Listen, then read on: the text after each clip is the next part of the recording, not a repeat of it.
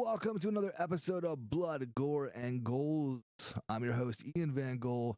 As we do each week, we'll be talking about horror movies, news, topics, fun facts, questions, and anything else horror-related that you'd like to hear about. Now, you can find me playing video games, playing the acoustic guitar, and recording this podcast live at twitch.tv/Ian Van Gogh, on YouTube at Ian Van Gogh, or reviewing a different horror movie every single day on TikTok at Ian.Van Gogh. Get your very own Ghoul Squad merch at GhoulSquadShop.com. Be sure to join our Ghoul Squad Discord so you can stay up to date on all the stream, music, podcast news, and updates. Share movie recommendations, movie trailers, song requests, and subjects for the podcast, as well as much, much more. And you can find the audio portion of the podcast on all platforms where you listen to your favorite podcasts. So, some exciting news from the past week. A few days ago, I upgraded my setup. So my good buddy Jay from the Project Skeptic podcast recommended it to me. I picked up a Rodecaster Pro 2 sound mixer bundle. So I have a new mixer, 4 new mics, headphones, mic stands, everything I need. So if it does sound a little different this week, that's why. I put a little bit of time into getting the settings correct, but it would definitely be some trial and error until we can get everything kind of set up perfectly. I know there's some issues with stream right now and the audio kind of being delayed a bit and whatnot. But like I said, good buddy Jay, going to take care of it for me. So hopefully by next week, we'll have it all sorted out and everything will be smooth as can be. But also, I can start having guests on now, so you can look forward to hearing more voices on the podcast in the very near future. And on the plus side, the music streams should be greatly improved as far as sound quality now.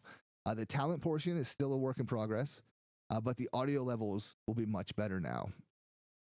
So some horror news from the past week. I was very busy this past week, so didn't have a whole lot of time to kind of gather up much information. But I have 2 updates. So the first is Steel City Con. Jamie Campbell Bower has been added to the roster. Of course, he plays Vecna in Stranger Things. And also, Jamie Kennedy has been added. So we now have 3 Scream cast members in total. So Matthew Lillard, David Arquette, and now Jamie Kennedy. There's still a few months left until the event, so there's plenty of time to add some more and get a full panel and a photo op put together. But yeah, Steel City Con is December 8th through 10th. Of course, any new updates in the meantime, I will let you all know every week if there's anything exciting. The last piece of news here is Smile 2 has been given a release date of October 18th, 2024. Now, I wasn't the biggest fan of the first movie. It's not bad overall, but I just felt like it was too much like It Follows. But I thought the marketing was fantastic. Like all those creepy fuckers standing behind like home plate at baseball games, just smiling. I thought that was really, really cool. It was kind of overhyped for me, in my opinion. But yeah, there's a lot of people out there who really enjoyed it. So we are getting a sequel. I am curious how this one will be, though. So I'll definitely be checking it out when it hits theaters in a little over a year from now. So that's all the news I have for this week. So we'll get right into the main topic. So our first twisted timeline of horror was, of course, the Texas Chainsaw Massacre, which was a clusterfuck. Today is going to be the Halloween franchise. Now, it is a little bit of a clusterfuck, but it's a lot easier to explain and to run through. Not quite as crazy. So we'll get that kicked off here.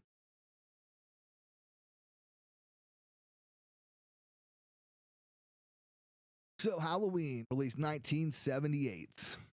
The original classic is directed by John Carpenter, written by John Carpenter and Deborah Hill. Kicks off with the infamous intro to the movie, a POV shot of someone watching a teen girl and her boyfriend from outside the window. We follow them upstairs. The boyfriend leaves. The girl is then stabbed to death with a knife.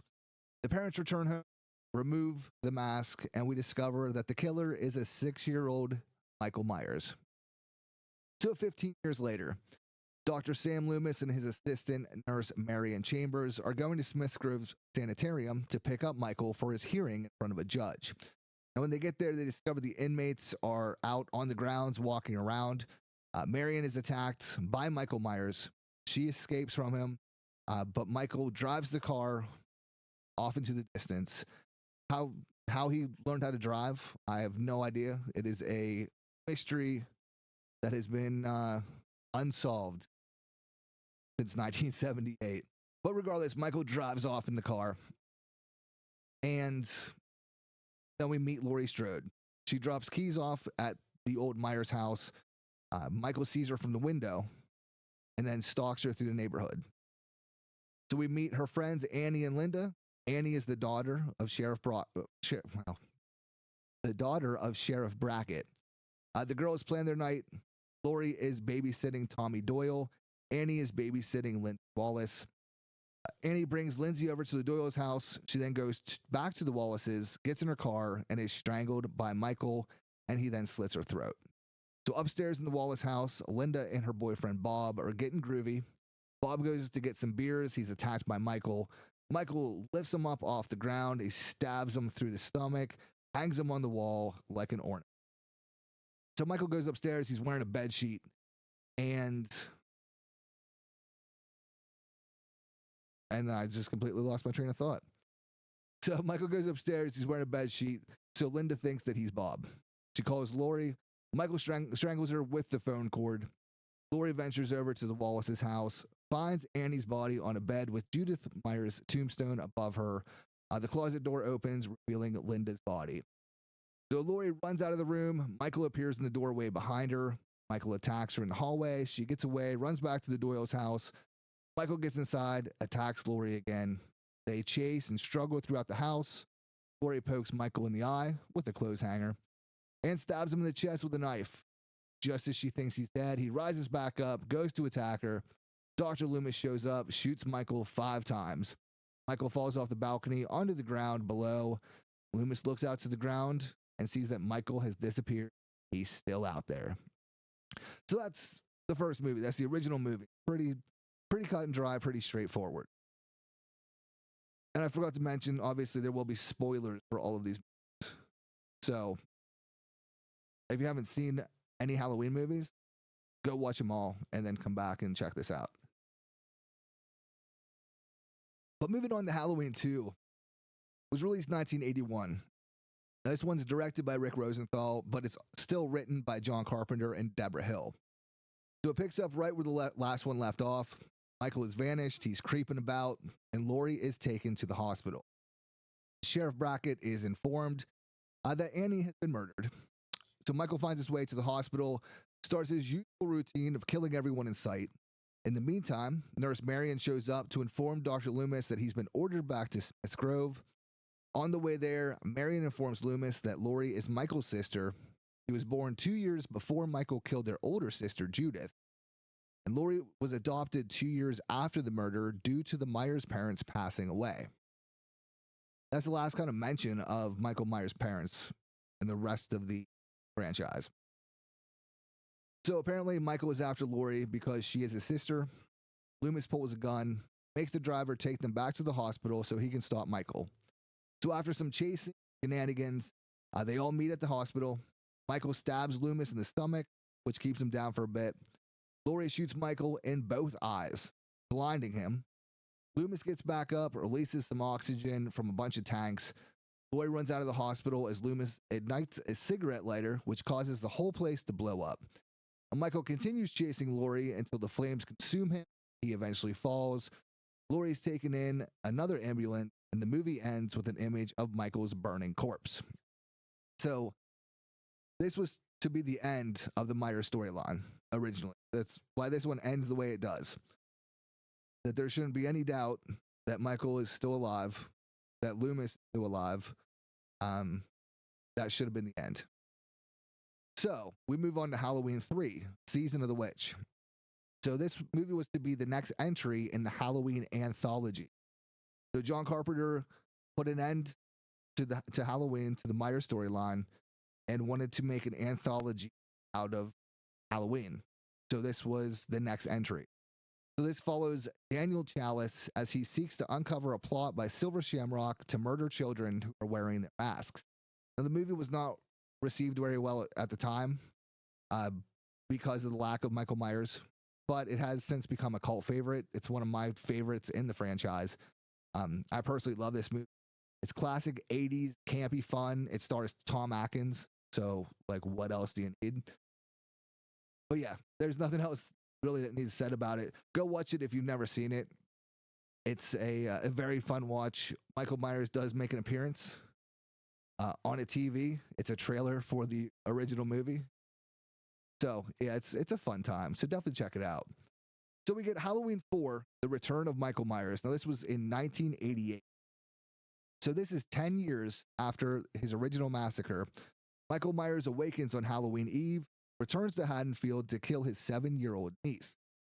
So Laurie Strode has apparently died in a car accident, and her daughter, Jamie Lloyd, is living with a foster family.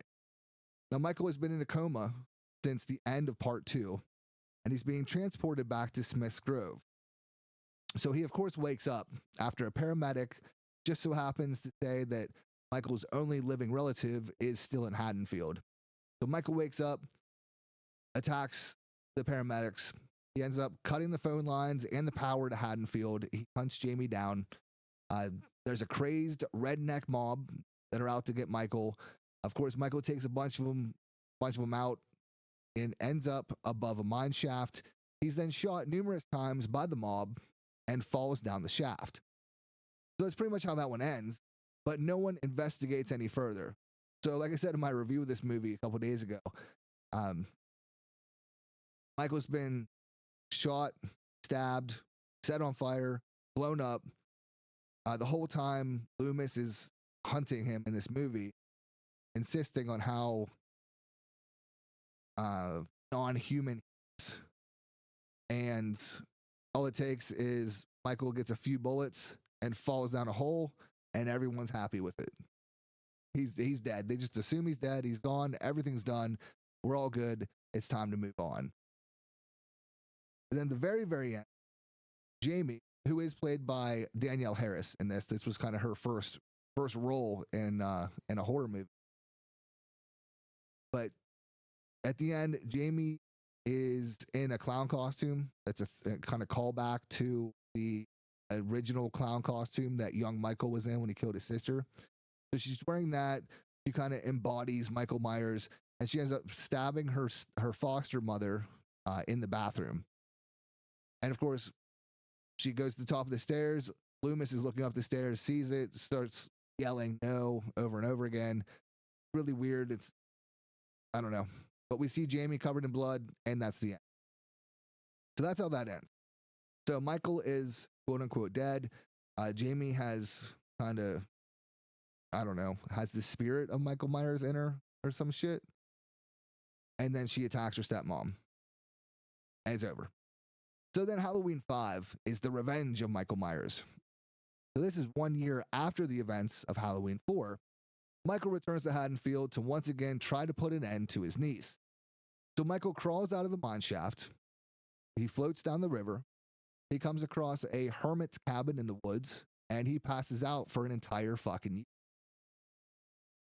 He wakes up, kills the hermit, rolls into Haddonfield. Now Jamie is now mute for no reason at all. She's living in an orphanage type place. Michael, of course, knows exactly where to go, puts an end to Rachel, which is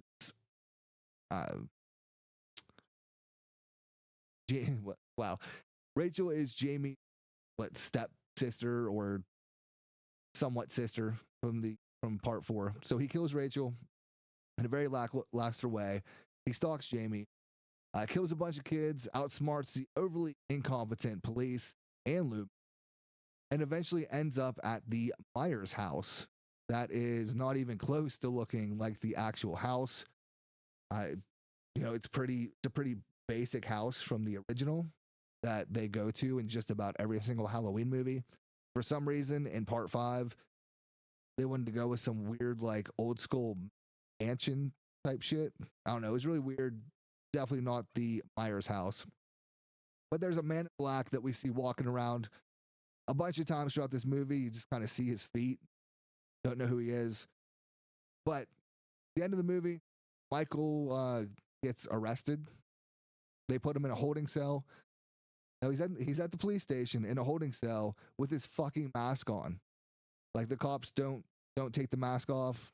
Nothing. Just they let him keep it on. Seems legit. So the man in black breaks Michael out, sets off an explosion. I don't know. All the cops got killed. Michael's gone. Man in black, don't know who he is. It's very fucking weird. I'm not gonna lie to you. But the best thing that comes from this movie is Michael's random thorn tattoo that he has on his wrist. Just out of nowhere. First time we've seen that in any of the movies. He has a random tattoo. It's one that I've wanted to get for quite a while. I still want to get it. I kind of forgot about it until I watched these again. But yeah, it's just a cool little tattoo that, that's the best thing about this movie. So then we move on to Halloween 6, The Curse of Michael Myers. So 6 years after Halloween 5, Jamie, now played by J.C. Brandy, they recasted the role, even though it was literally 6 years from the last movie. They did not bring Danielle Harris back. So they recast the role. Jamie is now giving birth to a baby boy. The baby's taken away by the man in black, who is the leader of a druid-like cult. Later, a midwife helps Jamie escape with her baby and is soon killed by Michael Myers.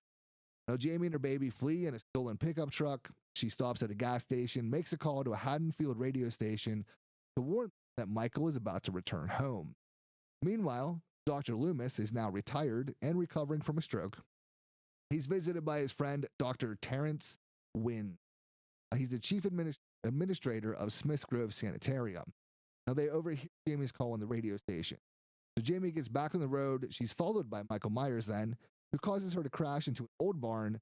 Michael kills Jamie by impaling her on a corn thresher and finds that Jamie's baby is not in the truck. So back in Haddonfield, we meet Tommy Doyle. Of course, Tommy Doyle was the young boy from the original Halloween that Laurie was babysitting. This time played by a young Paul Rudd. So Tommy lives in a boarding house. He lives across the street from the old Myers house. And living in the Myers house are relatives of the Strode family. So Kara Strode, her 6-year-old son Danny, her teenage brother Tim, and her mother and father. So Tommy's been obsessed with finding out the truth of Michael and his motives ever since his encounter that fateful night on Halloween. Now he finds Jamie's baby at the bus station and takes him into his care.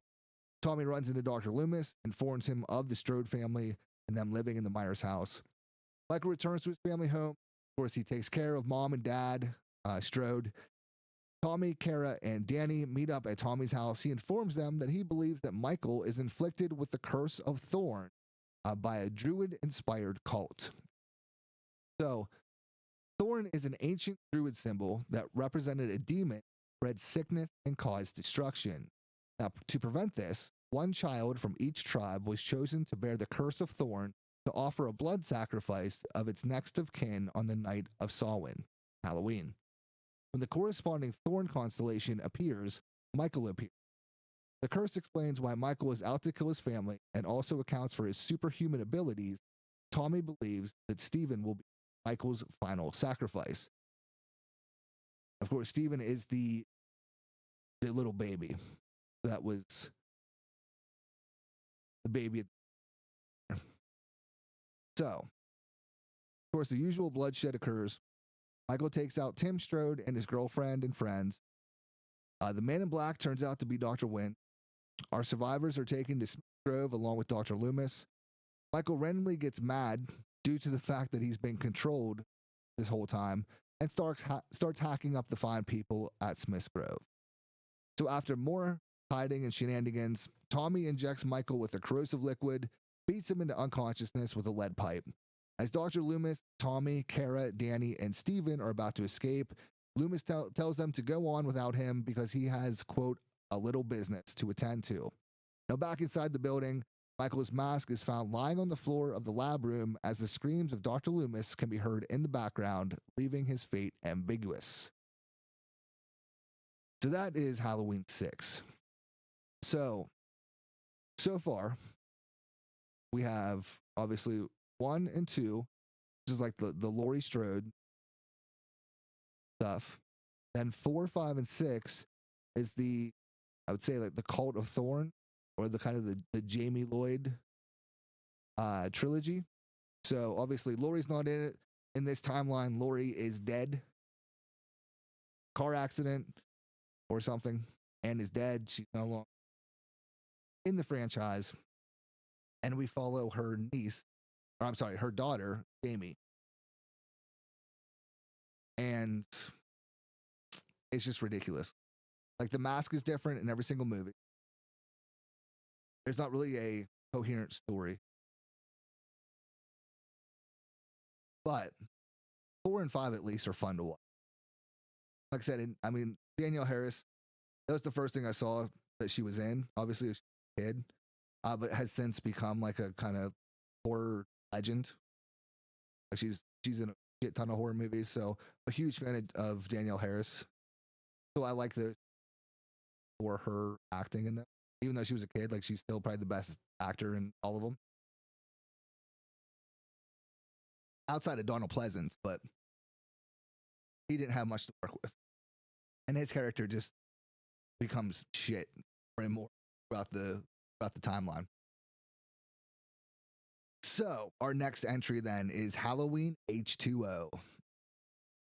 So this is 20 years after Halloween 2. It ignores all the sequels since Halloween 2. So 4, 5, and 6 do not exist in this timeline. This is a direct sequel to Halloween 2. So the intro follows Marion Chambers. She comes home to find her home has been broken into. She took care of Dr. Loomis until his death and discovers that all her files on Laurie Strode have been taken. So she's killed by Michael, and he drives off before police arrive. So yet again, Michael's out here driving. Not sure, I guess it is a sequel to Halloween 2. So we saw him drive in the first Halloween. Still not sure how he did that, but he's still out there driving. Figured it out somehow.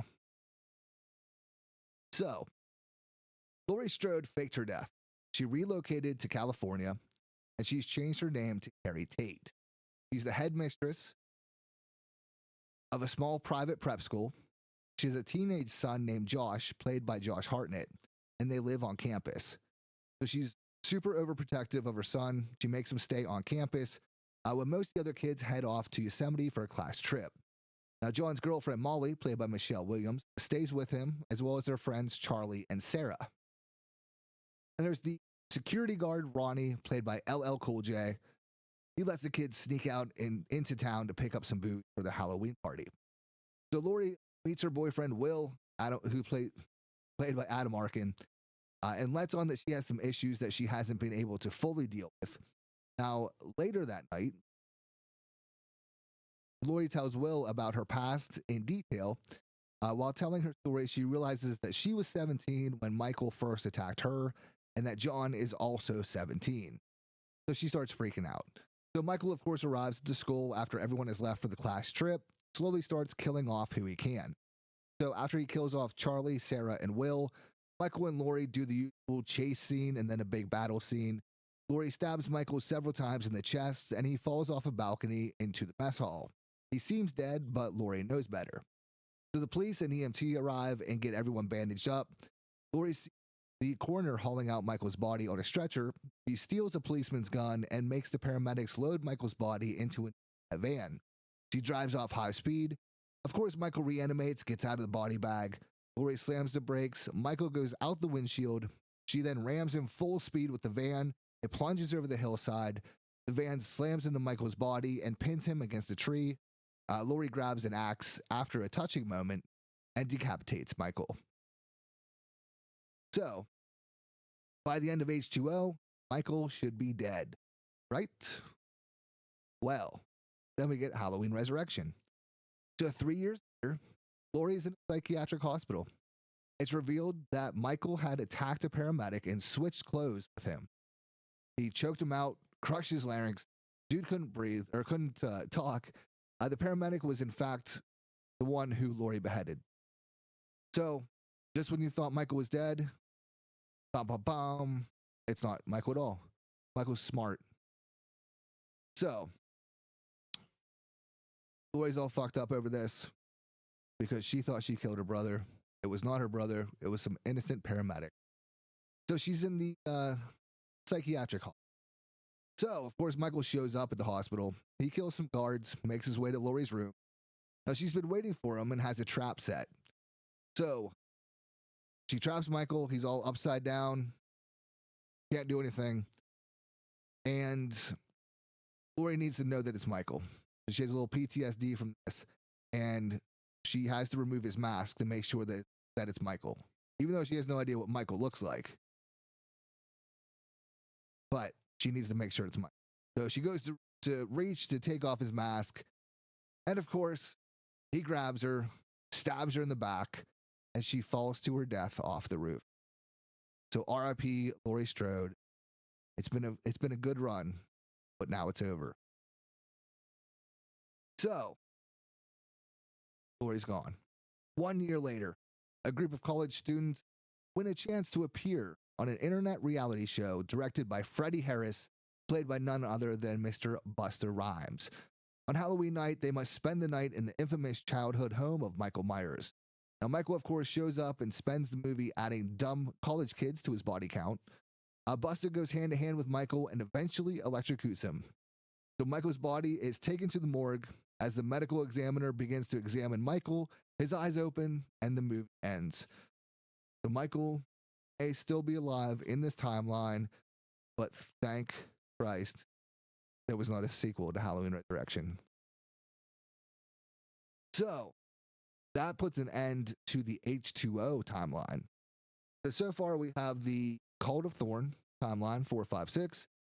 Then we have the H2O timeline, which is Halloween 1, Halloween 2, Halloween H2O, Halloween Resurrection.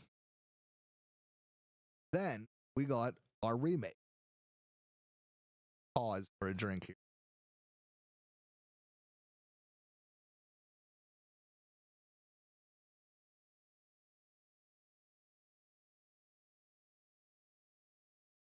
So in 2007, we get Rob Zombie's Halloween. It was the same basic idea as the original, but this time we see Michael's family life. So he's being raised by his stripper mom, shitty stepdad, has an older sister and a baby sister.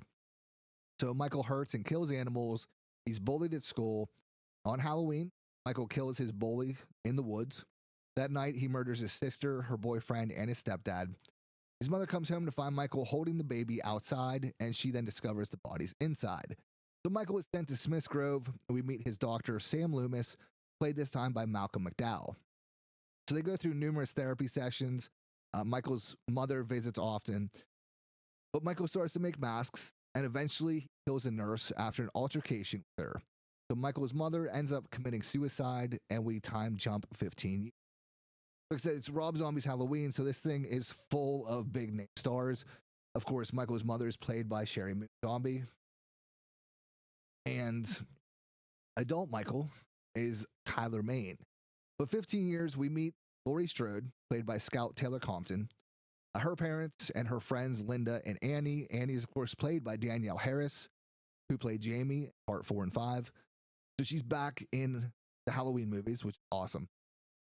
Sheriff Brackett, her dad, this time is played by Chucky himself, Brad Dourif. So things play out pretty much the same as the original. But like I said, Michael is played by Tyler Maine this time, and he's huge now. He's still imprisoned, but a couple orderlies make some terrible decisions, and Michael is able to escape. He kills a few more people, and he makes his way to Haddonfield. So the night pans out about the same as the original. Linda and Bob are killed. Annie is attacked and very injured, but she survives this time. Michael takes Laurie to his old home, tries to explain without words that he's her brother. Of course, Laurie doesn't understand. She eventually stabs him, and Loomis shows up to rescue Laurie. A scuffle ensues. Loomis shoots Michael a few times, but Michael strangles Loomis.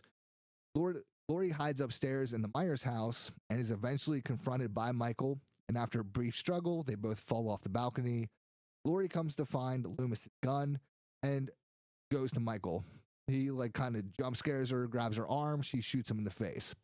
So this is the theatrical ending. This is the ending that the sequel is based on.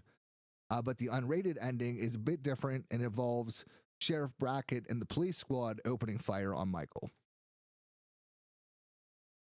So I think as far as continuity goes, we'll go with the theatrical version. But yeah, Laurie shoots Michael in the face. We don't see it, but we see the blood, blood spray up on her. So it's implied that Michael is dead. So 2009, we get Rob Zombie's Halloween 2. Like I said, the first one is, for the most part, pretty close to the original. Halloween 2 is not a remake of the other Halloween. This is like a whole original idea by Rob Zombie. So this one opens with a flashback to Deborah Myers and young Michael, now played by Chase Wright Vanek, the original or the child actor who played young Michael in the first Halloween.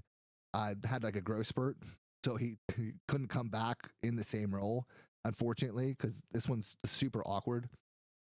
But regardless, it's a flashback to Deborah and Michael at Smith's Grove. Deborah gives Michael a white horse statue as a gift. Michael says it reminds him of a dream he had of Deborah's ghost, all dressed in white and leading a horse down the hallway towards Michael.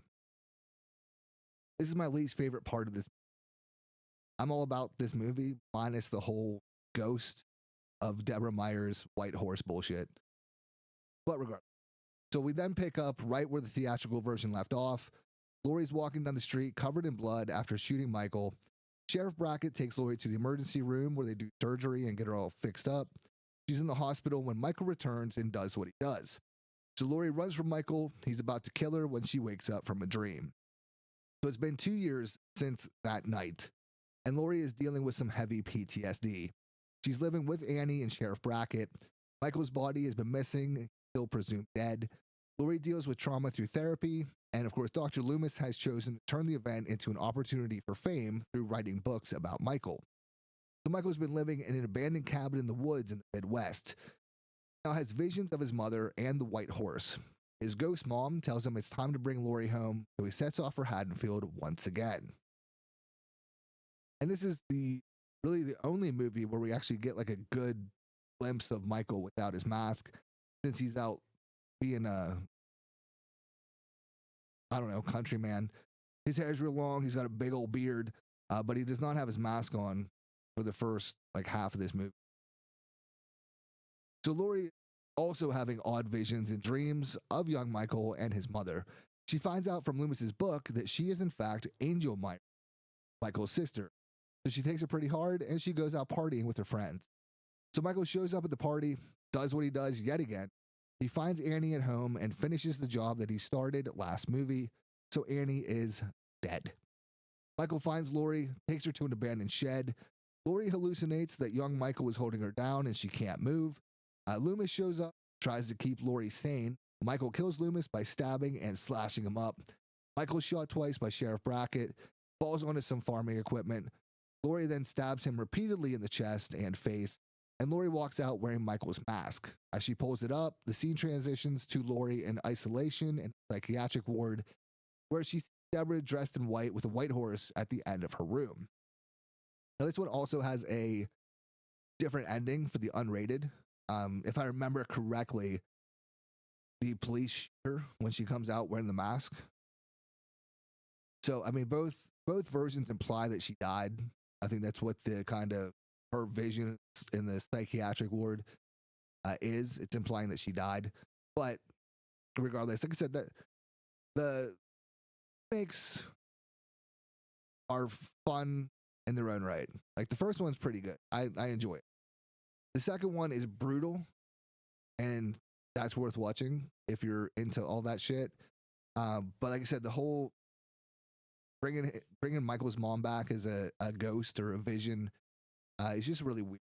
Like there's a lot of it that I like though. I like Laurie being all fucked up and like having really bad PTSD from all this shit. I thought that was a good addition to the character. Like not that she's not fucked up in the other ones, but this one like it kind of sells it more than the other one. But regardless, that's the remake timeline there. So just Halloween 1, Halloween 2. Then we have Halloween 2018.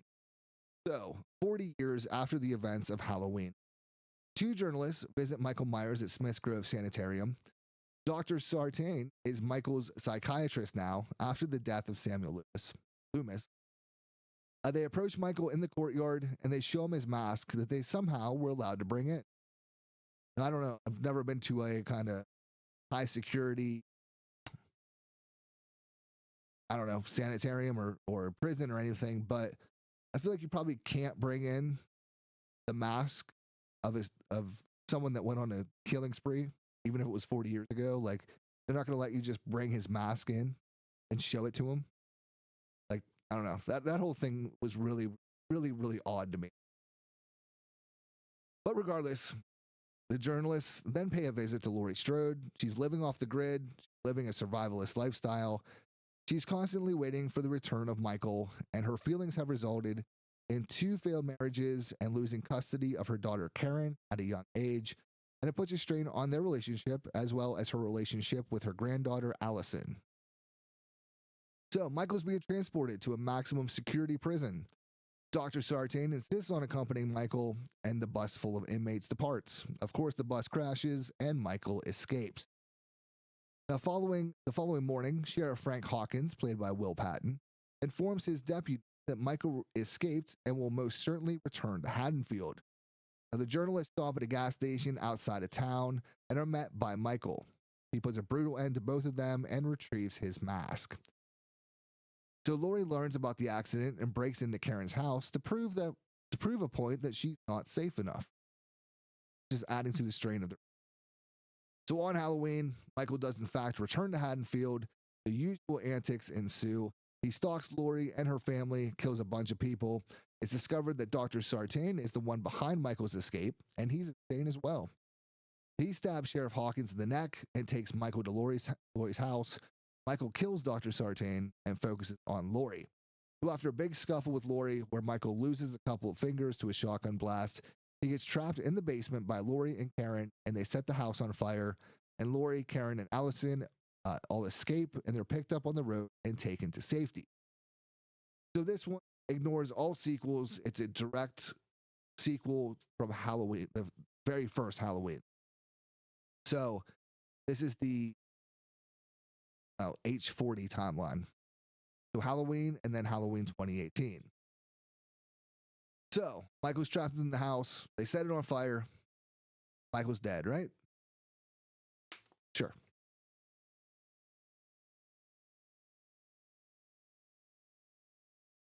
So next up is Halloween Kills. Now, Halloween Kills starts right where the last one left off. Hawkins is alive. They take him to the hospital. Now we get a flashback to 1978, where Hawkins accidentally shoots and kills his partner in pursuit of Michael, and then prevents Dr. Loomis from executing Michael in his childhood home. So back to present day, we meet Tommy Doyle, played by Anthony Michael Hall. Again, Tommy Doyle being the little boy that Laurie is babysitting in the very first Halloween. So 40 years later, Anthony Michael Hall is that character. He celebrates the 40th anniversary of Michael's imprisonment with Marion Chambers, Lindsay Wallace, and Lonnie Elam. So Marion Chambers, of course, is the nurse that was killed in H2O, but since that doesn't matter, that timeline doesn't exist now, she's alive. She's partying up with them. Lindsay Wallace, of course, played by the original actress who played the little girl in the first movie. And then Lonnie Elam is a character who was one of the little kids from the first movie. I believe he was kind of like a little bully, I think, but regardless, he was in the first movie for a second. So Laurie, Karen, and Allison are taken to the hospital as fire trucks race to Laurie's house to put out the fire. And we get a gnarly scene of Michael's escape from the home and his complete annihilation of the firefighters. Probably the coolest scene in the whole movie. Now, I do like this movie. Pretty brutal and gnarly, but that scene's... So an emergency alert notifies Tommy and the others of Michael's escape, and they get a vicious town mob together. So Michael does his usual thing of killing as many Haddonfield townspeople as he can. Many people die. Nurse Marion is killed yet again. So she is probably one of the few characters that has been killed in the Halloween movie more than once. But it's Michael versus the angry mob. Just when it seems like Michael's done for, he gets a second wind and annihilates everyone, including Tommy Doyle and Sheriff Brackett. The movie ends with Michael getting one last kill, and that being Karen in his sister's old bedroom. Now, why she's up there, how he snuck in, so quiet and sneaks up behind her, I don't know. Like I said, I do like the movie, but there's definitely some some things that don't make a whole lot of sense. But speaking of things that don't make a whole lot of sense, we're going to wrap this up with Halloween Ends from 2022. So this takes place, or it starts off in 2019. So it's a year after the last Halloween, which took place in 2018. So we meet Corey Cunningham. So he's babysitting a young boy named Jeremy. Jeremy likes to prank and be a little shit. So Jeremy locks Corey in a closet at the top of the staircase, which is like, 3 floors up or so. And Corey kicks open the door. Jeremy's on the other side of it. It sends Jeremy flying all the way down to the ground floor. He thuds right as his parents walk in the door. I'm not going to lie, it was actually a pretty cool scene. But Corey's accused of intentionally murdering Jeremy, but is cleared of manslaughter. So, 3 years later from that, Haddonfield is still reeling from the events of the 2018 killing spree, and Michael has vanished. Lori is writing a memoir. She's bought a new house right in the middle of Haddonfield, and she lives with her granddaughter, Allison. Corey is working in his stepfather's salvage yard. He's frequently harassed by some band geek bullies. He meets Allison, and they hit it off. They go out partying one night, get in a fight, and Corey runs into the bullies once again. So they beat his ass. They throw him off a bridge, and then he's dragged into the sewer and confronted by one Michael Myers, who eventually lets him go. But on his way out, Corey's confronted by a homeless man, and in a struggle, Corey stabs a man to death, and he flees. So Corey gets into an altercation with Allison's ex-boyfriend. He lures him into the sewer where Michael kills him. They then go on a group killing spree. Lori grows suspicious of Corey and confronts him. So on Halloween, Corey returns to the sewers and fights Michael for his mask. So essentially, he beats up Michael Myers, takes his mask. He then embarks on a rampage, murdering the bullies. He accidentally kills his stepfather. He then goes on to kill his mother and a local DJ.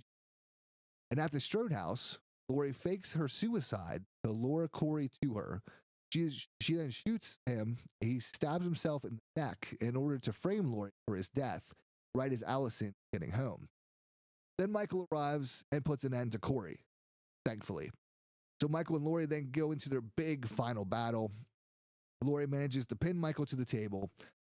Allison arrives to help subdue and eventually kill Michael.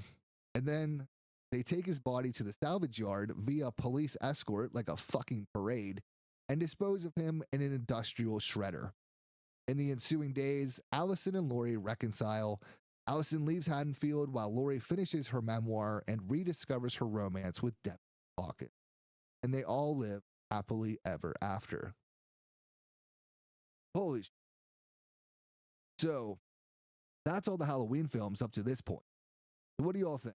Which timeline do you prefer? Cult of Thorn, H2O, H40, H20, H40, Rob Zombie's version?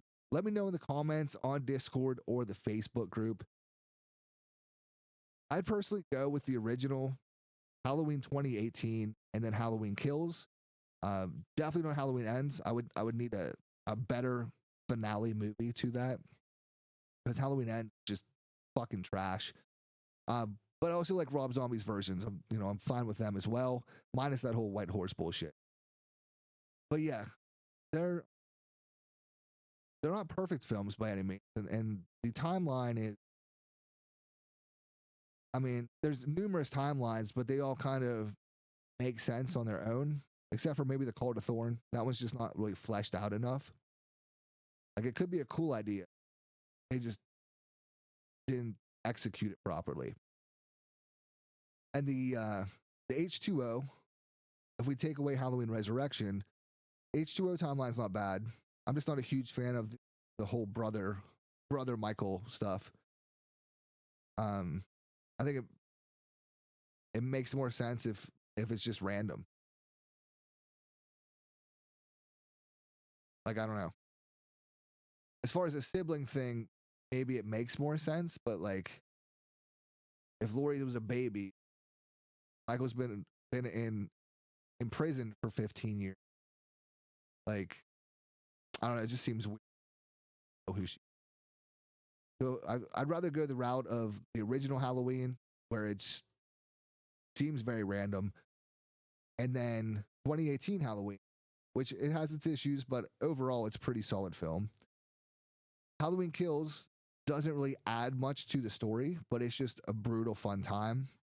Now I would take away Anthony Michael Hall in uh, Tommy Doyle's role, because that was bad. That was cringy.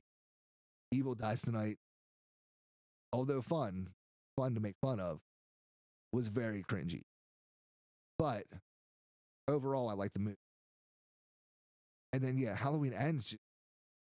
It was hyped up to be this awesome finale, and it was not. It was not at all.